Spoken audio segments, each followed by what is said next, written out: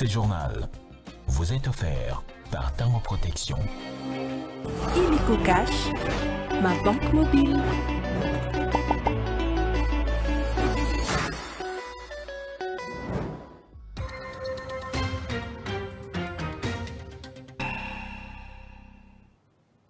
Mesdames et messieurs, bienvenue dans cette édition d'information sur la RTGA. A tout de suite à les titres. Tina Salama, porte-parole du chef de l'État, a annoncé ce 2 avril à la tenue du 10 au 13 juin 2025 à Kolwezi, chef-lieu de la province du Lualaba, de la 12e conférence des gouverneurs, à la santé comme facteur de cohésion sociale et du développement durable est le thème choisi pour cette conférence.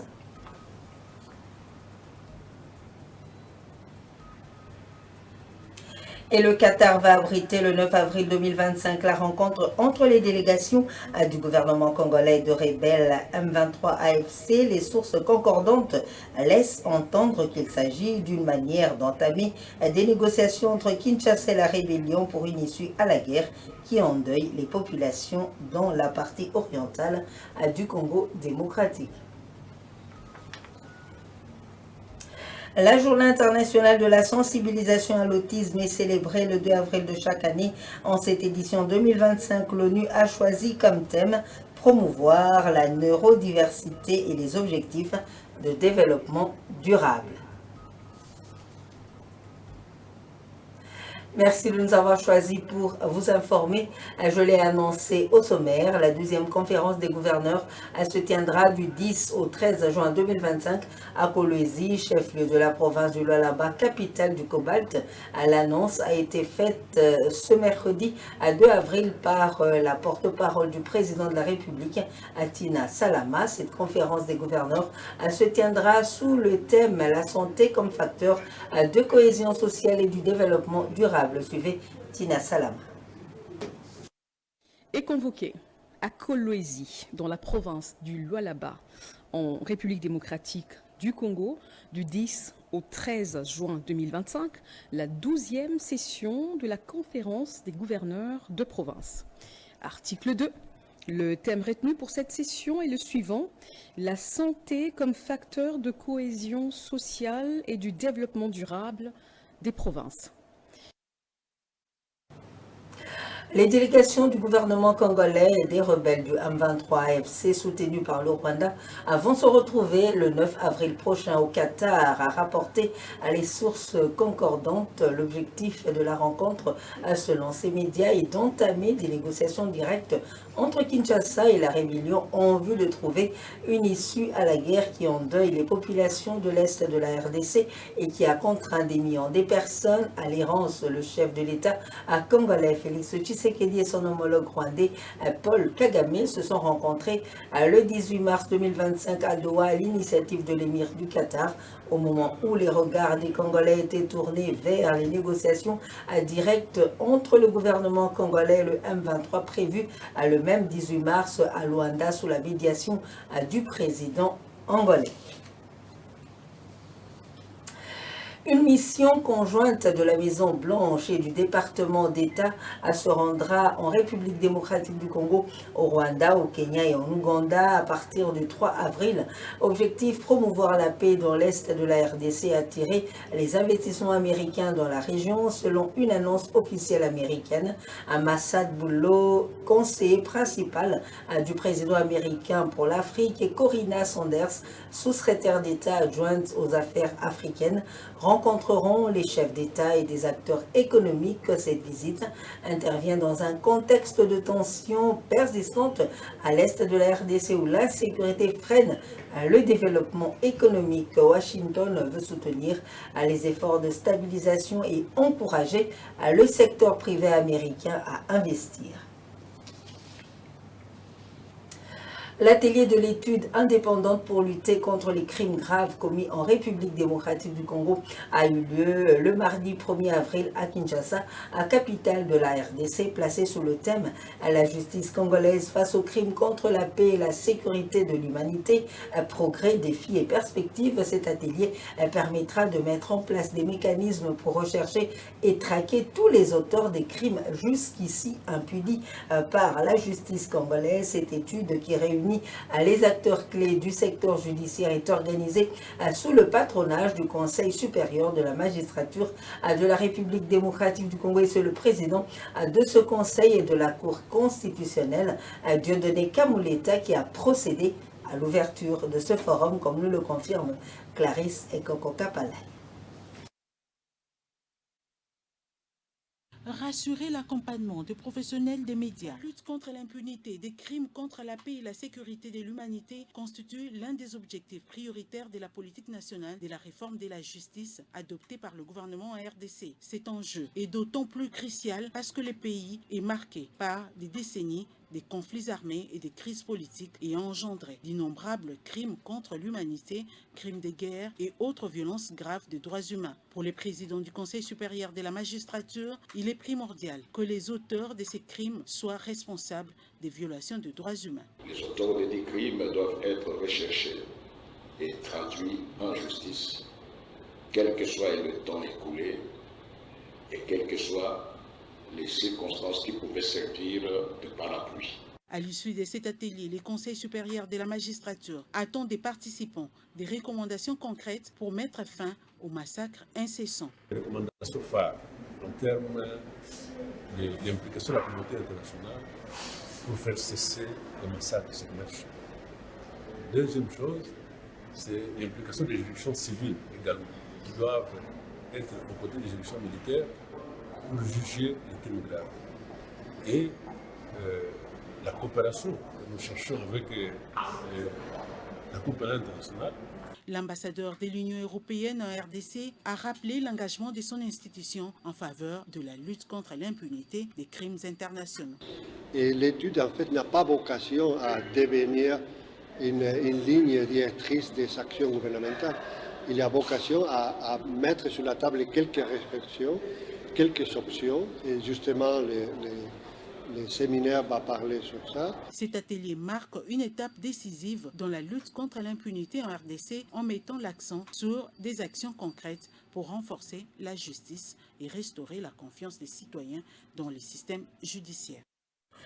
8e journée des consultations politiques. Joël Bilé, candidate à la présidentielle de 2023. Emmanuel Zoloban Bilessa et Moïse Moni Dela de l'opposition et Paul Sapou, président de la CNDH, reçus par le conseiller du chef de l'État en matière de sécurité, se disent confiants de la tenue de ces assises qu'ils qualifient de l'issue favorable de la sortie à la crise en République démocratique du Congo. Nana Bwanantumba et Clarisse Ekoko Kapalai pour plus de détails. Personnalité intellectuelle et politique du pays, le professeur Emmanuel Janvier Luzolo Bambilesa propose au conseil spécial du chef de l'État le recours à la justice transitionnelle avec la mise en œuvre de ces 4 piliers. La politique nationale de justice transitionnelle préconise 4 piliers. Le premier, c'est la vérité. Deuxièmement, le pilier justice et poursuite judiciaire. Troisièmement, il faut que le gouvernement prenne en charge les millions de victimes congolaises. Enfin, le 4e pilier, c'est le recours aux réformes institutionnelles, mais lesquelles réformes auront pour but de faire cesser définitivement les guerres en répétition.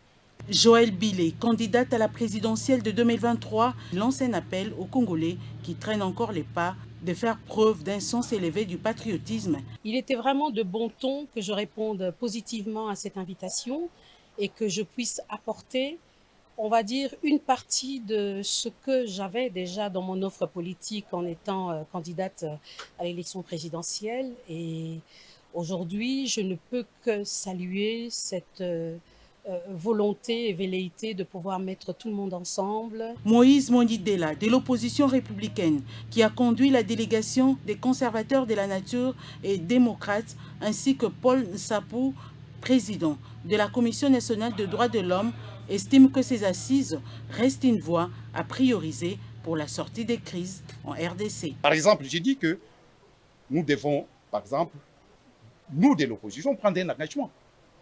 Dire que, écoute, le mandat du président doit couler.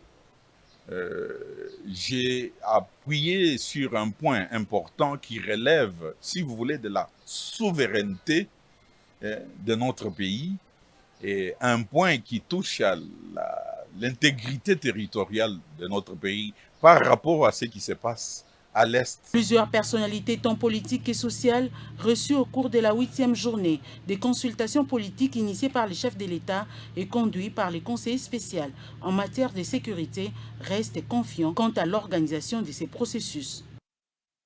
Et nous venons de l'apprendre aussi que le Front commun pour le Congo FCC a aussi été reçu par le professeur Eberhard Kolongele ce mercredi 2 avril 2025. Le recours aux armes légères et petits calibres par certains civils est devenu un moyen de défense personnelle à Lubumbashi, dans la province du Haut-Katanga. Ils recourent à ce moyen pour se protéger contre la criminalité déplorée dans la ville cuprifère depuis un certain moment. Tout civil désireux de détenir une arme légère ou petit calibre est obligé de remplir toutes les formalités administratives auprès de la police nationale congolaise après une courte formation sur la manipulation et bon comportement observé. Un document de détention d'une arme légère ou petit calibre lui est délivré. Clarisse Koko Kapalai. Les moments de détresse que traversent certains Louchois en raison de la montée de la criminalité urbaine amènent certains habitants à opter pour l'acquisition d'armes légères. Si certains les font de manière légale, d'autres par contre optent pour la voie illicite. En RDC, le port d'armes par les civils est encadré par la Commission nationale de contrôle des armes légères et des petits calibres CNC, créée en 2009. Ici, dans la province du Haut-Katanga, nous, ici, c'est la Commission nationale de contrôle des armes légères et de petits calibres et de la violence armée, bien sûr. Nous avons une mission bien précise comparativement au texte de base qui nous donne ce pouvoir-là. C'est notre arrêté interministériel. Nous avons le ministère de l'Intérieur qui chapeaute d'ailleurs notre structure, accompagné de ses deux collègues, le VPM chargé de défense et VPM chargé donc des affaires étrangères. La détention légale des armes légères et des petits calibres en RDC est soumise à un strict contrôle pour éviter l'accumulation. La loi de 1985 autorise à tout Congolais qui cherche à se protéger de se procurer ou chercher une arme. Ici, en République démocratique du Congo, nous n'avons pas les magasins d'armement. Raison pour laquelle, selon l'arrêté qui autorise notre service de pouvoir travailler, on nous dit nous devons contrôler, prévenir. Jean-Jacques Kitenge est avocat. Il détient une arme depuis plus de 6 ans. Après avoir rempli toutes les formalités d'usage, il s'est rendu à la police où on lui a appris comment tirer et se comporter en société. Quand vous passez au bureau de la commission, on doit vous identifier. Votre casier judiciaire doit donner des informations. On doit identifier la personne. Est-ce une personne habilitée à posséder? Parce qu'au risque de tomber dans des erreurs telles que vous savez que nous vivons dans une ville ou dans une province où règne l'insécurité. Cependant, le port d'armes légères chez les civils n'est pas exempt des défis. Fine Badibanga souligne que le respect strict de loi est crucial. Le recours aux armes légères par certains civils à Lubumbashi met en évidence les enjeux de sécurité urbaine dans un contexte de criminalité croissante. Jacquemain Chabani Louko, vice-premier ministre, ministre de l'Intérieur, à Sécurité, Décentralisation, Affaires coutumières, à la tête d'une forte délégation, s'est rendu dans la commune de Mongafola pour inspecter les dégâts causés par les érosions qui rongent les avenues Makengo et Kandolo. Une mission lui confiée par le chef de l'État congolais pour empêcher l'avancée de ces monstres et sensibiliser la population à éviter la vente anarchique des parcelles. Images et commentaires. Jacquemain Chabani Louko, vice-premier ministre, ministre de l'Intérieur, Sécurité, Décentralisation et Affaires coutumières, accompagné du ministre d'État en charge des infrastructures, Alexis Guizaro, et du gouverneur de la ville de Kinshasa, Daniel Bumba, ont inspecté l'érosion causée par les pluies diluviennes qui ont emporté plusieurs habitations dans la commune de Mongafola, plus précisément dans la localité de Kimbondo, au quartier Kimvula, sur les avenues Makengo et Kandolo.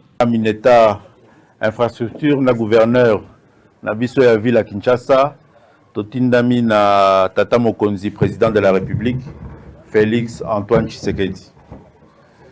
Na lisolo muke tozwaki interpellation ya ba habitants ya quartier Nabino na kanisi parmi bato ba uti kozwa parole awa et salaki que na ministre infrastructure totindaki ba expert na biso ya OVD pour ba yota la réalité ya situation à quartier Nabino ba salaki pe biso rapport wana to exploitaki yango na conseil des ministres ya vendredi passé. Yango nde salaki que le président de la République a insisté ki toya bisomoko verbino totala na misu makamnyo sezo le kawa na badega to solo la pena bino toyebi sabino que bozali ba oublié. Le vice-premier ministre, ministre de l'Intérieur, Sécurité et Décentralisation Affaires coutumières a également précisé que les préétudes réalisées par ces experts sont en cours de finalisation avant le début des travaux de sauvegarde. Cette visite a apporté une lueur d'espoir aux habitants de ce quartier qui ont subi d'énormes dégâts matériels à la suite de ces catastrophes. Le patron de la territoriale a appelé la population à éviter la vente anarchique des parcelles en morcellement et à veiller à l'absence des canalisations qui favorisent l'érosion et entraînent la destruction des maisons et des routes. La commission parlementaire instituée par le bureau de l'Assemblée provinciale du Maniema pour enquêter sur les différentes perspectives de taxes conventionnelles en rapport avec les dépositaires de produits pétroliers d'y être vers la fin de l'enquête et personne ne pourra arrêter à l'aboutissement de cette enquête, déclaré l'honorable Ngongo Constantin. Par contre, le comité provincial des pétroliers craint l'ingérence de la politique qui pourrait entraver le bon résultat de cette commission. Suivez ce reportage de Roger Ebolina Nzenga, notre permanent depuis Kindu, la capitale de la province du Maniema. La commission sensible instituée par le bureau de l'Assemblée provinciale du Maniema pour enquêter sur le pini dossier des dénonciations faites par les usagers des produits pétroliers de la province du Maniema contre les services de petites et moyennes entreprises de l'économie et des hydrocarbures au bureau de l'organe délibérant va produire dans 72 heures le rapport final, a dit le président de la dite commission, l'honorable Constantin Ngongo Kitenge. De descente sur terrain où nous prenons contact avec différents services impliqués dans ce secteur. Et ça évolue normalement. Aujourd'hui, on a tenté de faire la confrontation, mais nous nous sommes rendus compte que toutes les parties prenantes n'étaient pas présentes. C'est ainsi que nous projetons des invitations pour le lundi. Moi, je crois que vous devez prendre votre mal en patience. Le lundi, à la fin de tous les travaux, vous aurez les conclusions finales de cette commission temporaire. Est-ce que vous avez des difficultés pour trouver d'où ça vient le blocage? Parce que certaines autorités sont citées dans ces dossiers. Vous savez que nous sommes des députés provinciaux. Vous pensez que sur le terrain, il peut y avoir quelqu'un pour nous bloquer? Moi, je pense que non. Nous avons toutes les facilités de rencontrer toutes les parties impliquées dont nous avons besoin. De ce côté-là, il n'y a pas de problème. Les difficultés d'ordre différencié, ça ne manque pas dans la vie humaine. Mais pour les contacter, on n'a pas tellement de difficultés. Notez à l'issue des concertations que le vice-président de l'Assemblée et président ad intérim a eu avec le service cité CIO, ces derniers font l'objet de tracasseries dans la perception des frais d'enregistrement et des contrôles techniques dont les dégâts causés créeraient des conflits si on n'en tient pas compte, a dit le vice-président Théo Boulay-Vidorta. La République démocratique du Congo franchit une étape cruciale dans le développement de ses infrastructures avec la signature d'un contrat public-privé signé le 1er avril 2025 pour la modernisation du port industriel de Kalemi dans le sud de la RDC. C'est le vice-premier ministre, ministre des Transports et Voies de Communication, Jean-Pierre Bemba, qui a signé au nom du gouvernement congolais ce partenariat avec le consortium Gentai Mining et Tembo Majengo, compagnie SARL. Ce projet ambitieux vise à stimuler le commerce régional et à transformer la province du Tanganyika en un hub stratégique pour les échanges commerciaux. Suivez. Il s'agit d'un contrat qui concerne la construction d'un port moderne à Kalemi, à côté de la province du Tanganyika. Ce port va activer le développement de la province de Tanganyika, mais aussi redynamiser le commerce entre la République démocratique du Congo et la Tanzanie. Une étape cruciale dans le développement de ces infrastructures avec la signature d'un contrat public-privé pour la modernisation de ce port industriel de Kalemi dans le sud du Congo démocratique. Ce contrat concerne la construction d'un port moderne à Kalemi, à côté dans la province de Tanganyika. Ce port va activer le développement de la province de Tanganyika et aussi fréquenter le commerce entre la RDC et la Tanzanie. Ça va amener aussi la bonne fortune à la population de ces deux pays. Pour ce port, ça va se séparer pour deux phases. Pour la première phase, c'était prévu qu'on va terminer le travail et mise en service à la fin de l'année prochaine. Et pour la première phase, ça va coûter à peu près un investissement de 70 millions. Et sur base de première phase, on va voir la situation et on va continuer pour la construction de deuxième phase. Dès que les deux phases seront terminées, et ce port peut avoir une capacité de transporter 2 millions de tonnes de marchandises. Le vice-premier ministre des Transports et Voies de Communication, Jean-Pierre Bemba Gombo, a signé au gouvernement congolais ce partenariat avec le consortium Jintai Mining P2 Ltd et Ntembo Majengo Compagnie SARL. Ce projet ambitieux vise à stimuler le commerce régional et à transformer la province du Tanganyika pour les échanges commerciaux. Poursuite par le ministre de Pêche et Élevage de la campagne de distribution des intrants et matériels de pêche au Congo central, Jean-Pierre Tshimanga-Bwana a remis le week-end dernier toute une cargaison d'intrants et matériels aux pêcheurs de Boma et Mwanda. Ceci dans le but de lutter contre l'importation des produits surgelés sur le marché congolais. Reportage. Un lot important des intrants de pêche a été remis aux pêcheurs des villes de Boma et Mwanda au Congo central. Cette dotation du gouvernement congolais par l'entremise du ministère des Pêches et Élevage est une première pour les pêcheurs de ces coins du pays.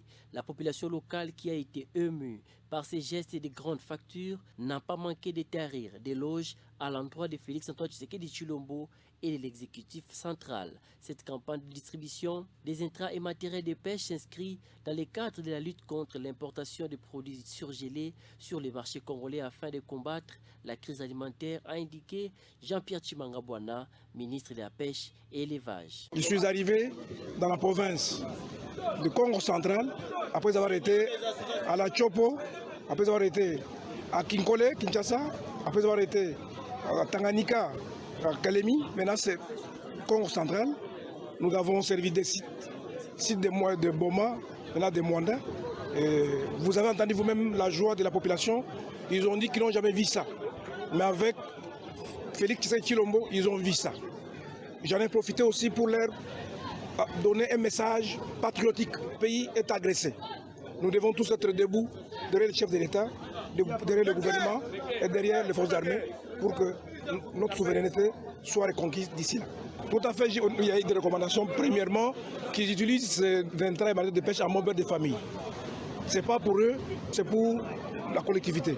De deux, qu'ils évitent, comme maintenant ils ont eu des matériels de pêche et des intrants, qu'ils arrêtent de faire la poche prohibée avec des moustiquaires et des produits toxiques qui tuent les poissons. Ayant bénéficié de ces dons, les pêcheurs de Mwanda et Boma ont promis d'inonder les marchés avec leurs produits de pêche afin de nourrir convenablement la population congolaise.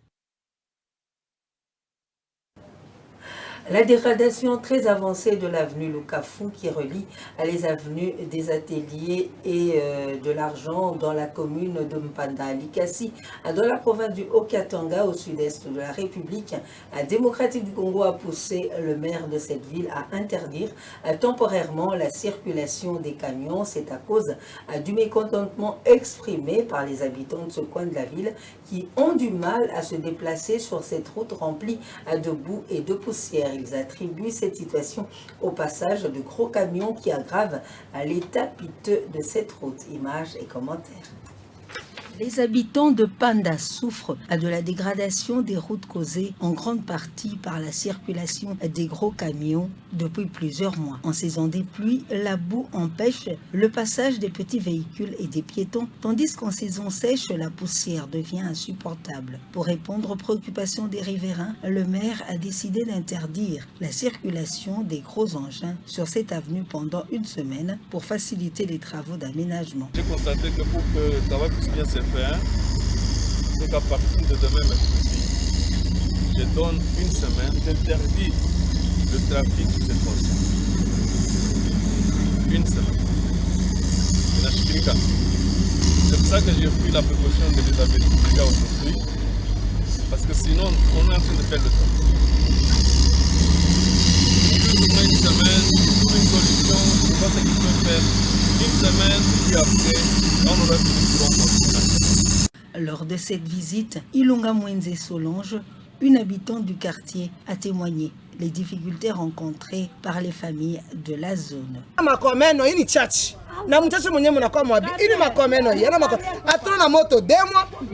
Les enfants montent sur les motos pour aller à l'école, mais avec le passage des camions, c'est-à-dire un grand danger pour eux. Dieu vous a mis là pour nous aider. Nous aimons notre gouverneur Jacques Yaboula qui vienne arranger la route. On souffre aussi du courant. Les enfants ont du mal à faire leurs devoirs.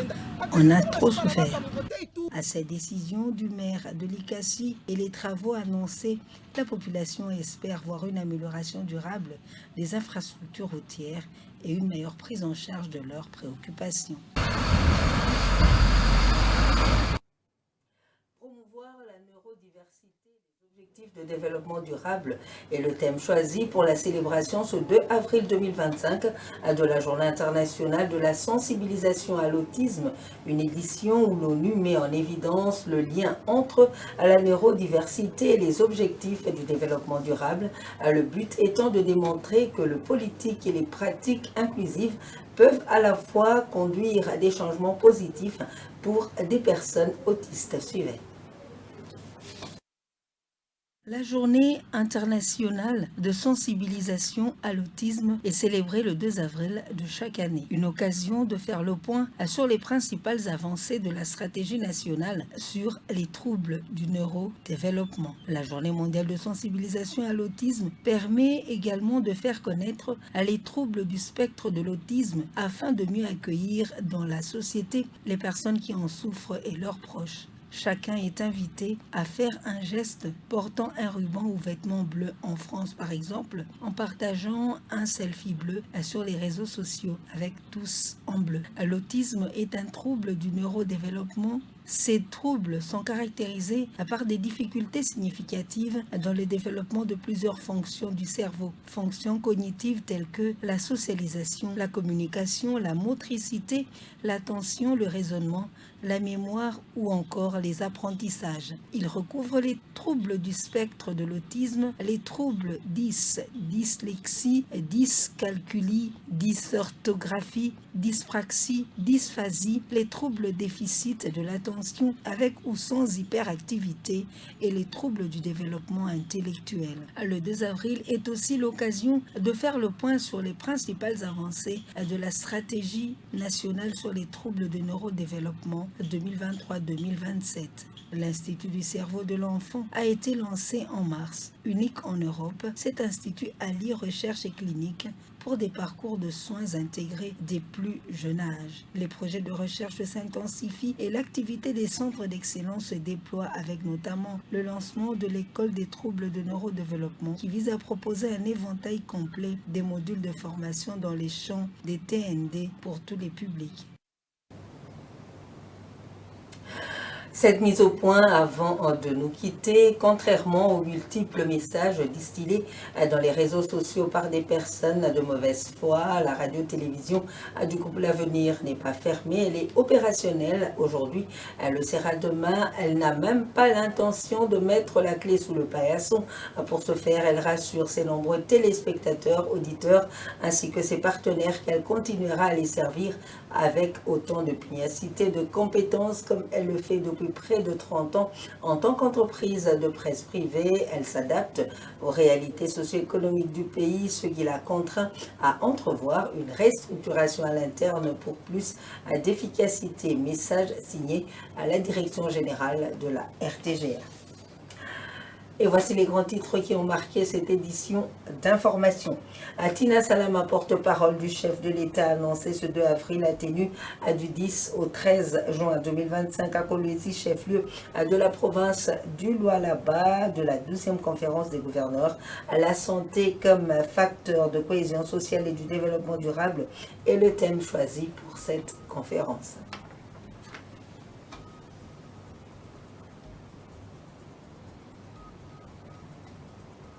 Le Qatar va abriter le 9 avril 2025 la rencontre entre les délégations du gouvernement congolais de rebelles M23 AFC. Les sources concordantes laissent entendre qu'il s'agit d'une manière d'entamer les négociations entre Kinshasa et la rébellion pour une issue à la guerre qui endeuille les populations dans l'Est.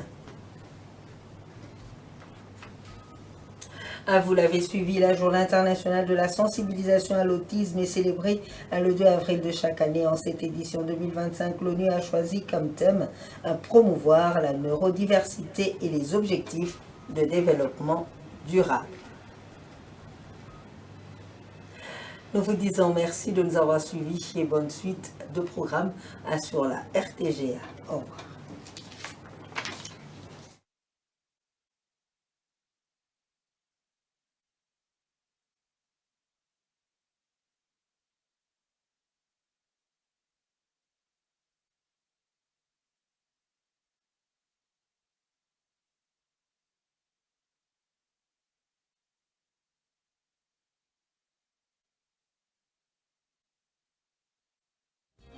Ce journal vous a été offert par Tango Protection.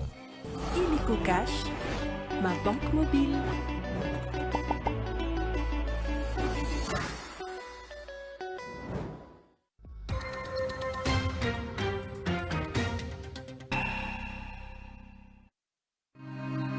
RTGA, mieux qu'une chaîne, un monde.